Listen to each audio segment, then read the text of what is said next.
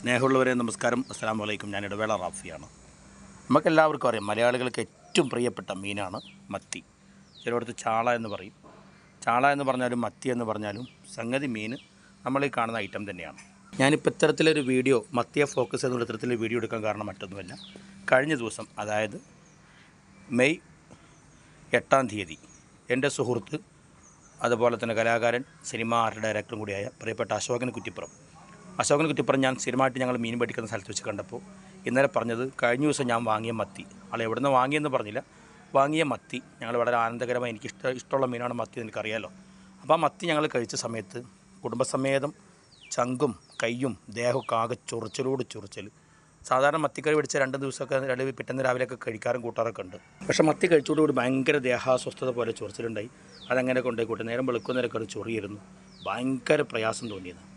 സമാന സ്വഭാവമുള്ളൊരഭിപ്രായം എൻ്റെ അളിയൻ, വൈഫിൻ്റെ ആങ്ങള, രണ്ടാമത്തെ ആങ്ങള അർഷാദും പറഞ്ഞു. അർഷാദിന് വളരെ ഇഷ്ടപ്പെട്ട മീനാണ് മത്തി എന്നൊരു സാധനം.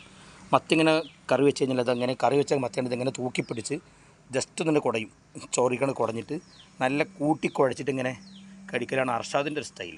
അപ്പോൾ ഞാൻ എന്താണെന്ന് പറയുക, നമ്മുടെ നാട്ടിൽ ഈ കൊട്ടവണ്ടിയിൽ വരുന്ന ആൾക്കാരോ അല്ലെങ്കിൽ ചെരിഞ്ഞ് വിൽക്കുന്ന മീൻകാരോ ആണ് ഈ കൃത്രിമം കാണിക്കുന്നത് എന്നല്ല ഞാൻ പറയുന്നതിനർത്ഥം. അവർ പാവങ്ങളായിരിക്കാം, ഒരു പക്ഷേ അറിയുണ്ടാവില്ല.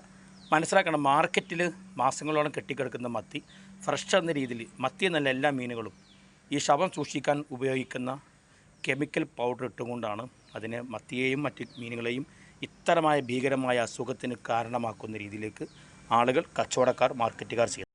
അപ്പോൾ ഈ വീഡിയോ കണ്ടുകൊണ്ടിരിക്കുന്ന പ്രിയപ്പെട്ട നിങ്ങളോട് എനിക്ക് പറയാനുള്ളത് ഇത്ര മാത്രമേ ഉള്ളൂ.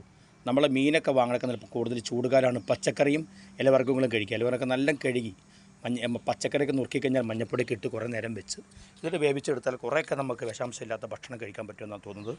മീൻ മലയാളികൾക്ക് ഏറ്റവും പ്രിയപ്പെട്ട ഭക്ഷണമാണ്. പക്ഷേ ആ പ്രിയപ്പെട്ട ഭക്ഷണത്തിന് ആ പ്രിയം ഇല്ലാതാക്കുന്നത് ഇത്തരത്തിൽ മീൻ മാഫിയകളാണ്, മീൻ വെക്കുന്ന മാർക്കറ്റ് മാഫിയകളാണ്. മാഫിയക്കാരെ നിങ്ങൾ സൂക്ഷിച്ചോളൂ. നിങ്ങൾക്കുള്ള തിരിച്ചടി വരാൻ അധികം സമയം വിദൂരമല്ല എന്ന് മാത്രം പറയുകയാണ്. പാവപ്പെട്ട മനുഷ്യരെ, സഹജീവികളെ കൊല്ലുന്ന രീതിയിൽ ക്രിമിനൽ ആക്റ്റാണ്. നിങ്ങൾ ഒരു കാരണവശാലും ഭക്ഷ്യപദാർത്ഥങ്ങളിൽ വിഷം ചേർത്ത് കഴിഞ്ഞാൽ കൃത്യമായിട്ട് നിങ്ങൾക്ക് പണി കിട്ടും. വേണ്ടപ്പെട്ട ഉദ്യോഗസ്ഥർ അതിന് നിങ്ങളെ തിരഞ്ഞു വരും, 100% ഉറപ്പാണ്. അപ്പോൾ ഒന്ന് മനസ്സിലാക്കുക, നമ്മളെ ഉദ്യോഗാർത്ഥികൾ ഇത്തരത്തിലെ ആളുകൾക്ക് ഒത്താശ പാടുകയാണെങ്കിൽ സാധാരണക്കാരായ പ്രജകളായ നമ്മൾ കുടുങ്ങിപ്പോകും, യാതൊരു രക്ഷയും. നമുക്കെല്ലാവർക്കും അറിയാം, പാക്കറ്റിൽ വരുന്ന മുളക് പൊടി, മല്ലിപ്പൊടി, മഞ്ഞപ്പൊടി തുടങ്ങിയ എല്ലാ ഐറ്റംസുകളും ഏത് കമ്പനിയുടെ നാടൻ ഉൽപ്പന്നമാണ്, വളരെ ഫേമസ് ആയ കമ്പനിയുടെ ഉൽപ്പന്നമാണെന്നൊക്കെ പറഞ്ഞാൽ പോലും നമുക്കറിയാം അതിനകത്തൊക്കെ ഭീകരമായ കൃത്രിമങ്ങൾ കഴിഞ്ഞ ദിവസങ്ങളിലൊക്കെ കണ്ടുപിടിച്ച സോഷ്യൽ മീഡിയയിലും നിരന്തരം നമ്മൾ ദൃശ്യശ്രവണ മാധ്യമങ്ങളിലൂടെ കണ്ടും കേട്ടിയിരിക്കുന്നതാണ്. പ്രിയപ്പെട്ടവരെ സൂക്ഷിക്കുക, വിഷമുള്ള ഭക്ഷണം കഴിക്കാതിരിക്കുക. പ്രത്യേകിച്ച് മീനിൻ്റെ കാര്യം നല്ല നോക്കുക. പ്രിയപ്പെട്ട നാട്ടുമ്പുറത്ത് മീൻകാർ, നിങ്ങളോടല്ല, നിങ്ങളെ കബളിപ്പിക്കുന്ന വൺ മാഫിയക്കാരുണ്ട് മാർക്കറ്റിൽ. മീൻ കച്ചവടം ചെയ്യുന്ന, ലേലം വിളിച്ചെടുക്കുന്ന വൻ മാഫിയക്കാരെ നിങ്ങൾക്കുള്ള പണി വിദൂരമല്ല എന്ന് മാത്രം പറഞ്ഞുകൊണ്ട് ഇടവേള റാഫി തൽക്കാലം ഈ വീഡിയോ അവസാനിപ്പിക്കുകയാണ്. സൂക്ഷിക്കുക, ജാഗ്രത.